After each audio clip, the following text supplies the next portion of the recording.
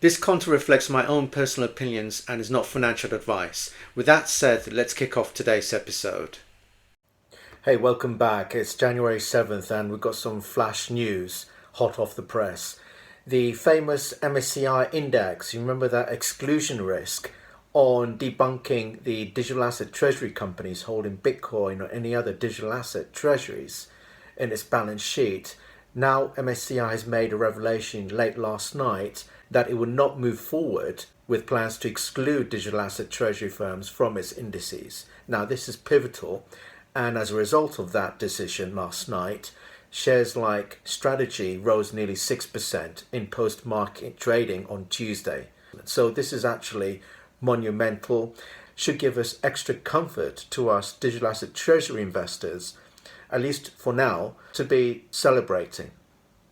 Now, what is the repercussion of this? As a reminder, the only risk that was at stake was not to receive any passive income flows as a result of signing up into this MSCI index to begin with. Nothing else. That was really the extent of the risk at stake, right?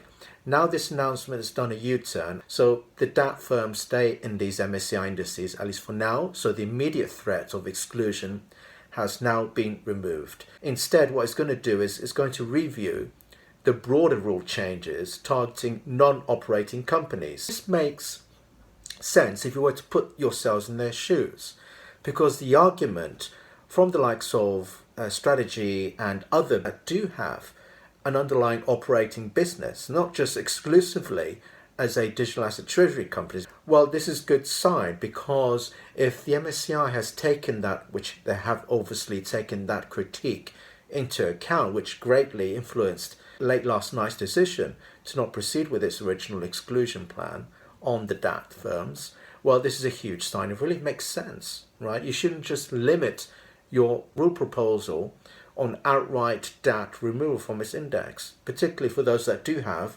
legitimate operating businesses underneath. So I think they're going to have to reconsider the rule and look into more exclusively on DAT firms that just have 100% of its businesses and holdings on digital assets, rather than the mixed breed firms like Strategy, the Sameless Scientific, Metaplanet. They do have other operating businesses, not just exclusively on digital asset holdings. So I think this is where it's going to be heading. And even though the analysts are warning this is just a temporary pause for now, but still remains, right? But any rule shift could again threaten other digital asset treasury companies in terms of its index eligibility into MSCI. So the implications of this clearly extend beyond Strategy to all DAT firms holding digital assets, not just linked with Bitcoin holdings, but other digital asset holdings. So this is, as a summary, a huge sigh of relief.